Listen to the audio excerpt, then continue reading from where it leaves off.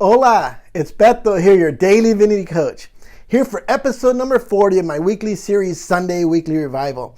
I'm going to go ahead and tag a few friends. So if you're watching the recorded video, go ahead and feel free to fast forward a few minutes while I tag some friends and we get an audience going for today's show. Very excited about today's show. So again, just tagging some friends here, letting them know that we're live, that we're ready to go and make this show happen. So again, just tagging some friends, letting them know that we're here live for episode number 40 of my weekly series, Sunday Weekly Revival. So just going to tag a few more friends and let them know that we're here live and that we're ready to go with Sunday Weekly Revival. So see a couple more that are ready to go. Oh, what happened here? All right. Oh, perfect. Awesome. We already got some people joining. So, Michelle, if you don't mind, if you're able to throw some hearts in the air or whatnot, let me know that my sound is working. Just want to do a quick sound check. And awesome. Perfect. Got some hearts going up. Terrific. So my sound's working. So while we give a few minutes for some more folk to join, give a few minutes, let our audience get going here. I'm going to go ahead and give a brief introduction of myself, of the episode, and then we'll get going in the content. So again, if you're watching the recorded video, feel free to go ahead and fast forward a few minutes. So again, my name is Beto. Everybody called me Beto. I'm your daily divinity coach, and I'm here for episode number 40 of my weekly series, Sunday Weekly Revival. Episode number 40 is entitled Cinco de Mayo. Yes, Cinco de Mayo is here early this year. It's still April, I know. But the title is Cinco de Mayo, the Haitian Revolution, right? The revolution in Haiti, and the Underdogs ushering in the fifth world. It's going to be a tremendous episode. Really excited. Today is Sunday, April 25th, 2020. And again, I'm Beto, your daily divinity coach. And as is my custom, I have to give the weekly shout out to my tia Emalu. She always calls me up either Saturday night or Sunday morning and says, Mijo, don't forget to give me my shout out. So shout out to tia Emalu. So who am I? In addition to being your daily divinity coach, and what's my background? So I was actually raised by a mother who was into the law of attraction before it was popularized, before it became commercialized. So from the age of 10, she taught me about speaking things into existence and scientific prayer and whatnot. So I was raised to be a spiritual warrior, right? Other kids, around me were raised to be, karate champions and baseball players. And like my youngest son, I'm raising him to be a warrior on the rugby pitch. I was raised to be a spiritual warrior. What are you going to do? So I had that at home. Education-wise, after undergraduate, got my undergraduate degree at University in California, not University of California, at a university in California. I came out here to the East Coast where I now live. I'm originally from California, and I studied at Harvard University Divinity School and studied liberation theology, social justice, mentored by the great Cornel West, right? David Carrasco, right? The great Mesoamerican scholar there at Harvard. And so that's the educational background. And then I also did a 10-year self-study, really just street smarts, talking to people, looking at, nutrition and fitness and looking at ancient texts and ancient wisdom all around being ageless, immortality, right? Manifesting immortality. And so I talk about manifesting immortality or being ageless. I talk about the law of attraction, speaking things into existence. And I also talk about social justice and liberation theology. And I post daily during the week on social media, Twitter, Facebook, Instagram, and on the weekends I do these shows, Sunday Weekly Revival. And the first Sunday of every month I do my monthly mailbag. So you can please pre-submit your questions. My monthly mailbag is going to be next Sunday. That's why we didn't do the Cinco de Mayo episode actually in May, because I always do my monthly mailbag the first Sunday of the month. So you get it in April. So if you have a question, please submit that question to me. And I use those questions as content for my monthly mailbag shows. I've already gotten several questions, but I can use a couple more. So if you have any questions, please pre-submit them. The other thing I do is I produce and give away these bracelets. I know it's hard for you to see, but they're these rubber bracelets, and the original set read Manifest Immortality, Manifest Abundance, and Manifest Justice. 3 different colors: gray, black, and navy blue. And then I got this new set, which is very colorful. There's a green one that says Liberated, a red one that says Limitless, and a beige one that says Ageless. And people are just loving them. And I've given out many, but I got many more to still give out. So if you haven't received your bracelets, it's free. Free shipping in the U.S. and until the end of June, free shipping in North America and Europe. So again, please get them. If you live in those areas that I mentioned, you're actually really blessed, because there's a lot of people in like South America, Brazil, a lot of people in India, for example, Africa, that would love to have these bracelets, but it's just too cost prohibitive to ship to those areas. So please, if you haven't received your bracelets, reach out and I'll send it. I just need a name and an address. You can instant message me. There's also a form on my website. You can just go in and fill it out, and I'll get it, and I'll get those bracelets out to you. All right, enough introduction. Let's get into the content of the show. We're going to start with Cinco de Mayo. Cinco de Mayo, right? 5th of May, translation, 5th of May. What is it not? Cinco de Mayo is not Mexican Independence Day. And I know by now most people like in the Southwest and California know that it's not Mexican Independence Day, but I live in Boston, and there's still a lot of people throughout the nation and the world who think it's Mexican Independence Day. It's not. Cinco de Mayo is something else. What is it? It's the celebration of the Mexican victory over the French, actually the French Empire, over the French at the Battle of Puebla, right? And Puebla at the time was a town in East Central Mexico. Now it's a city. It's really big. It's a metropolis, is what it is. But back then, in 1862, it was a town. So it was the Mexican victory over the French Empire at the Battle of Puebla in 1862. So some backstory. How did it? What was it? How did it become so big, especially in the U.S.? So Benito Juarez was the president of Mexico at the time. Benito Juarez served as the president of Mexico from 1858 until his death in 1872. Juarez was a lawyer. He was a judge. He was actually head justice of the Mexican Supreme Court. He's also the first president, this is very important to note, the first president of Mexico of indigenous origin. He was Zapotec. He was indigenous. So what happened? Why did the French and Mexico get into this thing, right? This battle, this war. So what happened is, after the Mexican-American War, which lasted from 1846 to 1848, and the Mexican Reform War, which was a 3-year civil war from 1857 to 1860, the nation's finances were in ruins.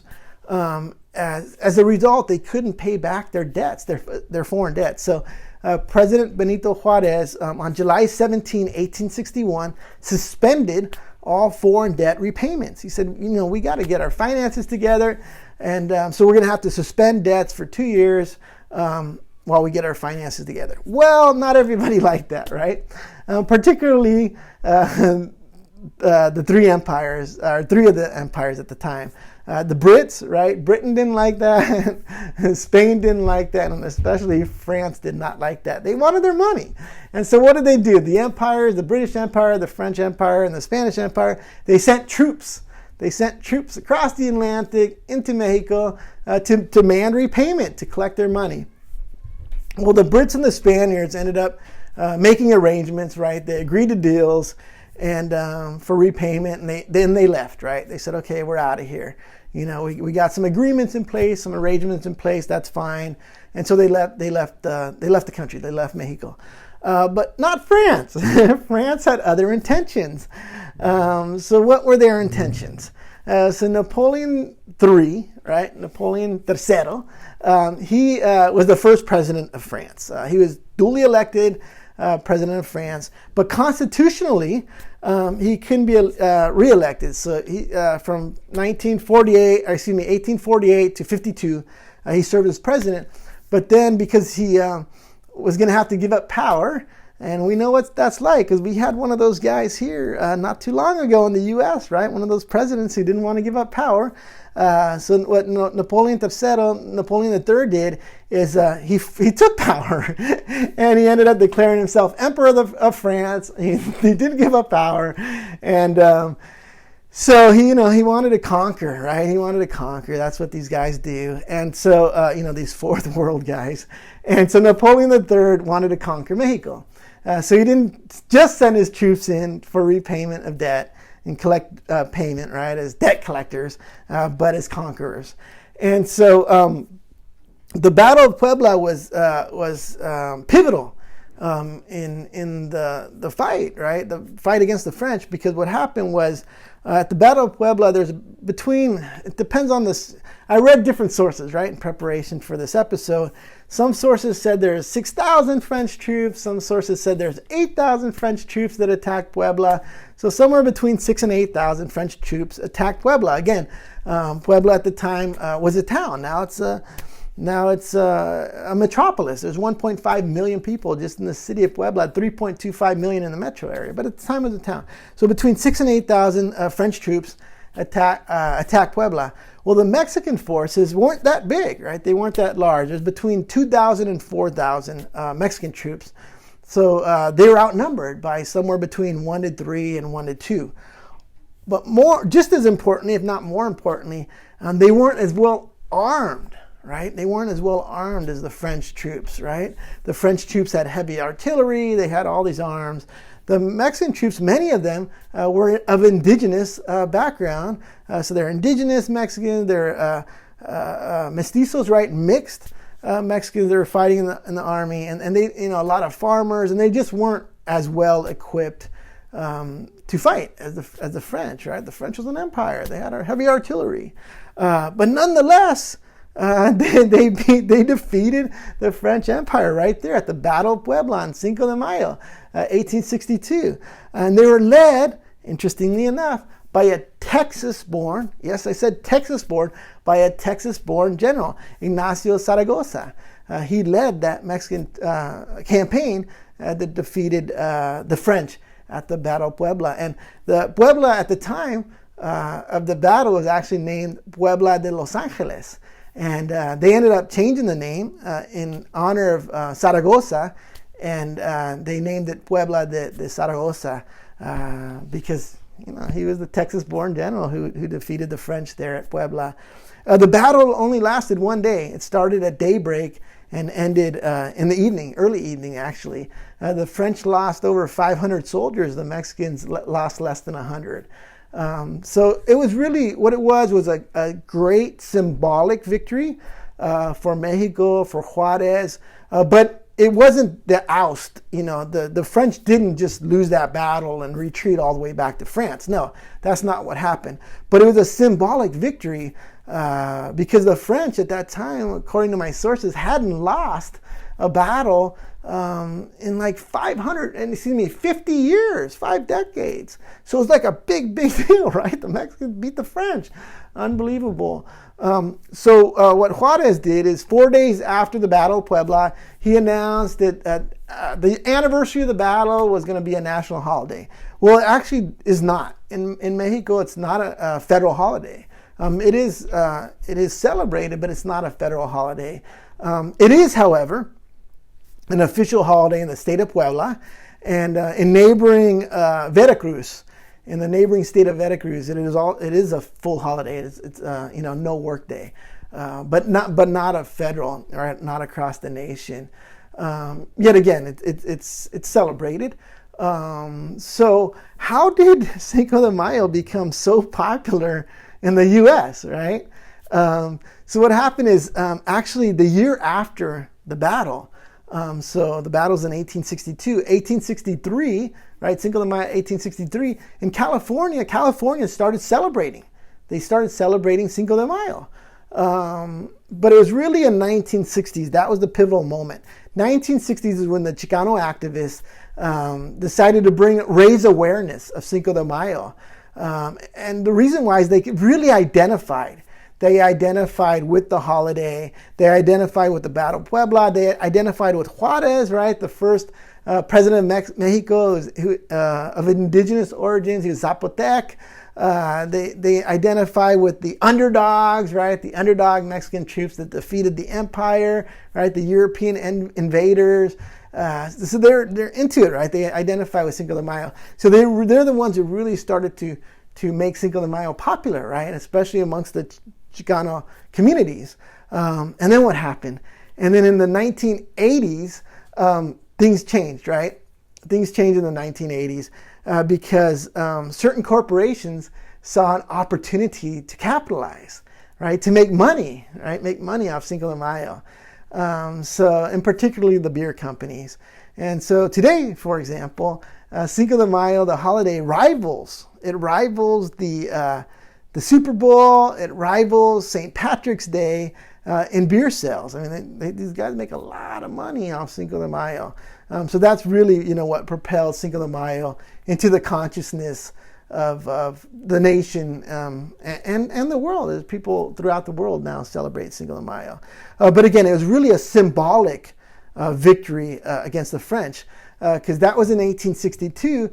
But the French, actually Napoleon III, right, Napoleon III, did not withdraw his French troops until 1866. So it's 4 years later when France finally withdrew out of Mexico. And Maximiliano, he was an Austrian Archduke. He's the one that Napoleon III installed as Emperor of Mexico when the French were there. He actually didn't leave. When the French troops pulled out, he stayed. He wanted to be loyal to the people around him and whatnot. And anyway, he ended up being captured on May 16, 1867. And then on June 19, 1867, he was executed.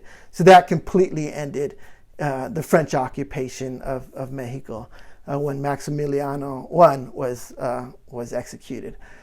So now we're going to change course direction here. Awesome. I see Francisco Adapte, my cousin, is watching me, mi primo. Hello, Francisco. So we're going to change directions to Haiti. Talk about the Haitian Revolution. So first of all, I want to talk about the word Haiti. The word actually comes from Taino, from the Taino indigenous language, right? The Tainos were the indigenous people of Puerto Rico and the Dominican Republic, Cuba, right? Hispaniola. And so Haiti actually comes from the Taino language, and it was the indigenous name for the entire island of Hispaniola. So Haiti now, modern day Haiti, occupies an island, right? They share an island with the Dominican Republic, right? There's two nations sharing one island. Well, the Taino, the indigenous people of the island, called the entire island Haiti, which means land of high mountains. The Haitian Creole, the language, there's two official languages of Haiti. It's actually Haitian Creole, which is the majority of Haitians. That's their native language. My ex-wife, that's her original language. The native language is Haitian Creole. And then also French is the other official language of Haiti. So the Haitian Revolution. So it was a slave uprising of self-liberated slaves. These slaves did not wait for the colonialists, for the Europeans to declare that they were liberated. They liberated themselves, and they uprised. And it was the first free black-led Haiti, their uprising led to the first free black-led post-colonial nation. Haiti was also the first independent nation in Latin America. Big deals, right? People didn't think it was possible at that time that slaves could revolt and that they could, beat the empires and they could establish themselves and govern themselves. A lot of white supremacists didn't think this was possible. The revolution was also the largest slave uprising since Spartacus. Remember Spartacus? since Spartacus, almost 2,000 years earlier, 1,900 years earlier, Spartacus led an unsuccessful revolt against the Roman Republic. But the Haitians were successful. Spartacus wasn't. But again, the biggest one since Spartacus, almost 2,000 years earlier. So what happened? The revolution began August 22nd, 1791, and ended in 1804. So it lasted 12 years, 4 months, 1 week, and 4 days. It lasted a long time. So what was the background? Before 1791, if we look 2 years prior, in 1789, in Saint-Domingue, so Haiti, before it became Haiti, it was called Saint-Domingue by the colonists, by the Europeans. Haiti produced 60% of the world's coffee and 40% of the sugar imported by France and Britain. The colony was not only the most profitable possession of the French colonial empire, it was also the wealthiest, most prosperous colony across the Caribbean. There's a lot of money going on, right? A lot of wealth being built there in Haiti at the time. More numbers. In 1789, the white population in Haiti was 40,000. Then there's a mixed and free black population of 28,000, but the overwhelming majority of the population was black and African slaves, and that numbered 452,000. So outnumbered the whites by more than 10 to 1. And then of the total slave population at the time across the Caribbean, 50%, almost 50%, were there in Haiti. There's approximately 1 million across all the Caribbean, and 452,000 were there in Haiti. 2/3 of the slaves there in Haiti were African born, and then the rest were born there in the colony, or in the colonies. So what happened? So that was 1789. What else happened in 1789? This French Revolution, right?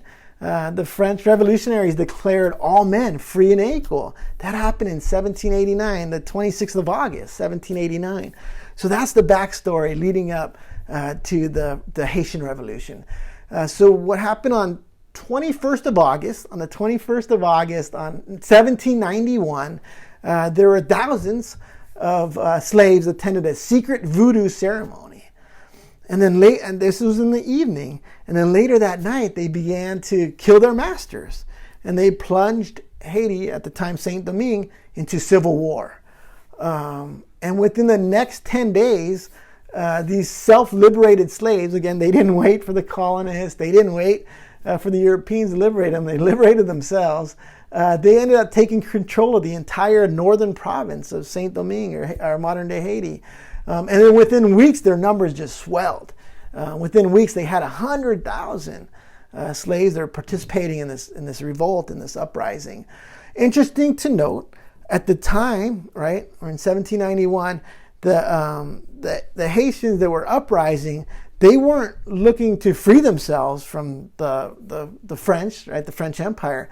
They were actually asserting that the French had the king of France, the French Empire, had declared that they were free. They had declared that the slaves were included in the proclamation of all men being free and equal, and that they believed that the colonists, right, the colonial government, was suppressing that, right, and keeping slavery intact. But in fact, that they were free. So they were just freeing themselves in accordance with the decree that they believed happened.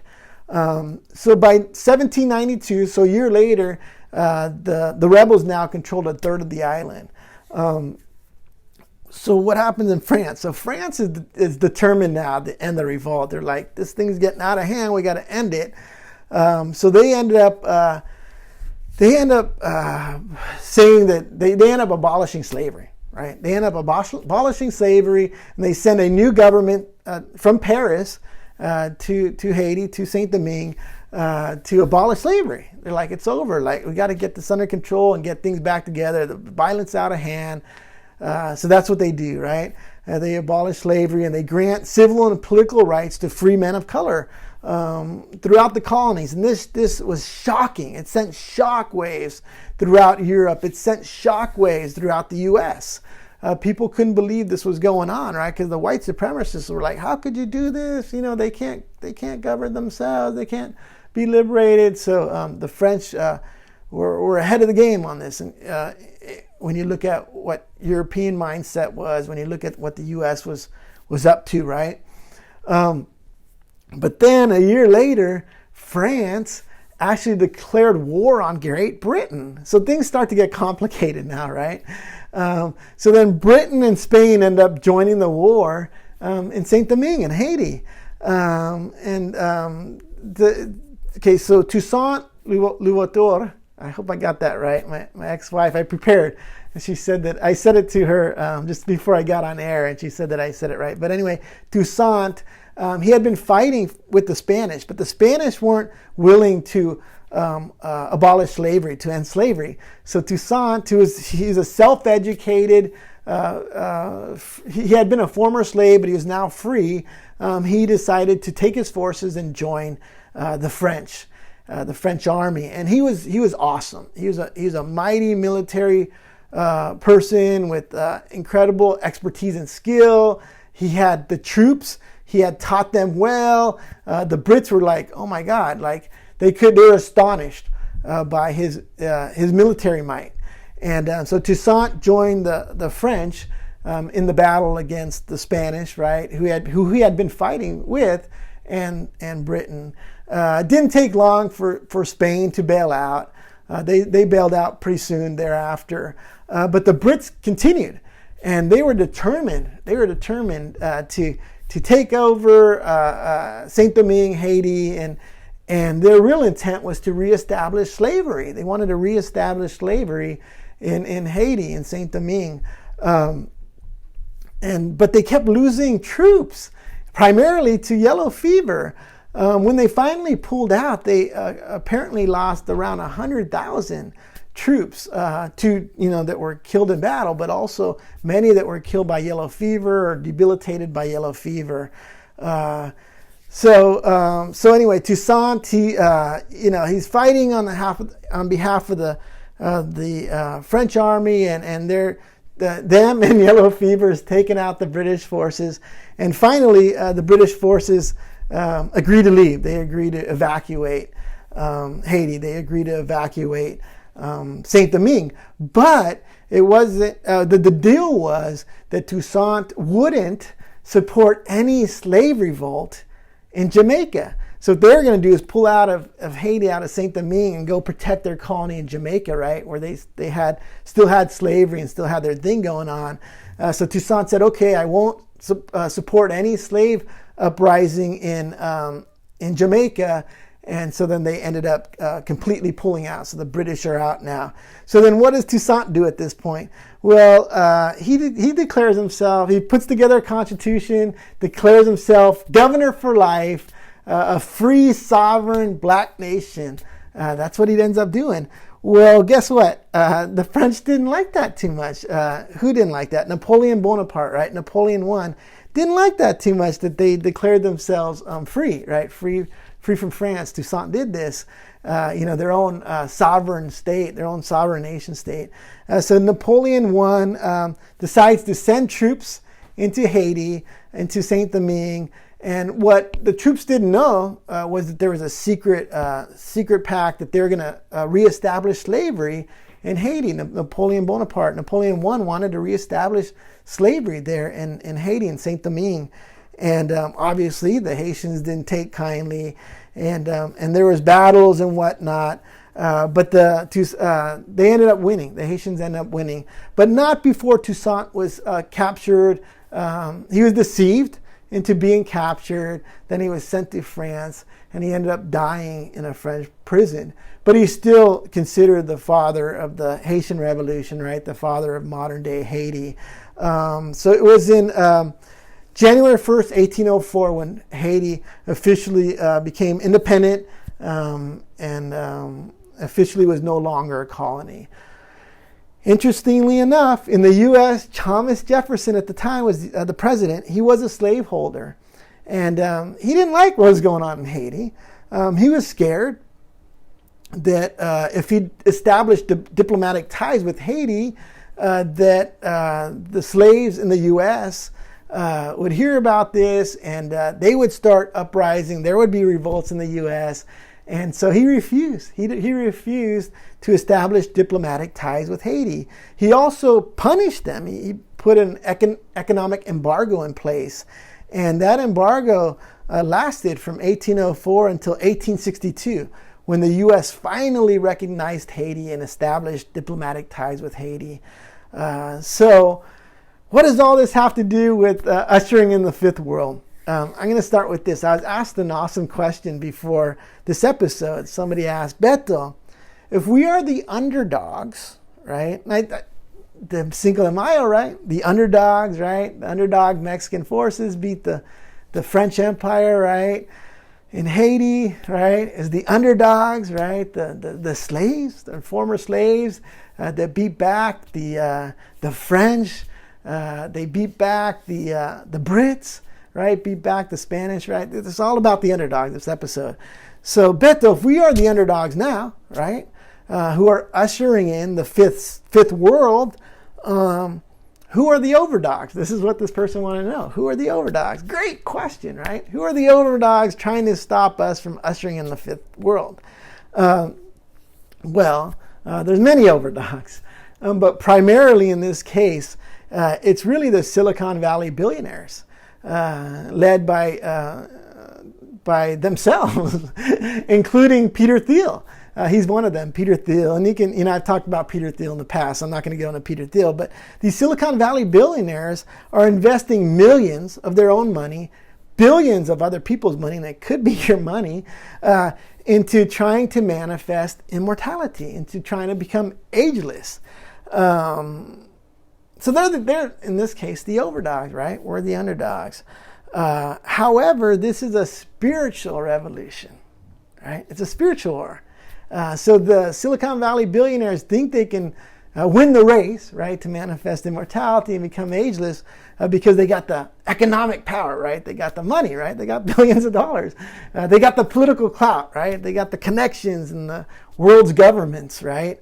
They got, their legal structures and all that stuff. But what they don't understand is that this is not an economic war. This is not a military war, right? This is not a political war. This is a spiritual revolution. So their resources, even though they're the quote-unquote overdogs, because, they're the overdogs of the fourth world is ending. The fifth world is emerging. We're ushering it in. And it's a spiritual revolution. So their resources, let me stop here and say this. So part of what they're doing, right, Silicon Valley billionaires, is they are looking for cures to different diseases like Alzheimer's, right, like Parkinson's. And I applaud them for that, right, put money into that. And I do hope that some of that money does, is successful and cures for things like Parkinson's and Alzheimer's come about. But nonetheless, when it comes to truly manifesting immortality and being ageless, they just lack the spiritual resources. And we know this because the great teacher prophesied this, right? What did the great teacher prophesy? The great teacher prophesied that it would be the meek, right? And we've talked about this in past episodes. What the meek is, if you look at it, it is the term, the label, the word, it's really the righteous. What's the righteous? The righteous are those that champion the underdogs, right? Those that champion the least of these, right? Those that champion, as Nelson Mandela would say, the lowest ones, right? Those that champion the slaves, right? Those that champion indigenous folk, those that champion the poor, the oppressed. It's going to be the righteous, right, that inherit the earth. So we know who's going to end up winning the race, right? We're going to end up winning the race, right? It's not going to be the Silicon Valley billionaires, the overdogs. Nonetheless, the fourth world is still ending, right? Because these rulers, right, the lords of scarcity and fear don't want to give up their power so easily in the fourth world. Nonetheless, the fifth world is emerging. We're going to win the race. We're going to manifest immortality. We're going to become ageless. and we're going to inherit the earth. Just like the great teacher said, the fifth world will come about. So anyhow, I'm going to go ahead and end here. I'm sure, yep, I went over time, but I hope you enjoyed it. Me going over time. I hope you enjoyed this episode. Hope you come back next week for my monthly mailbag. It's going to be awesome. So please, if you have any questions for me, submit those prior to next Sunday.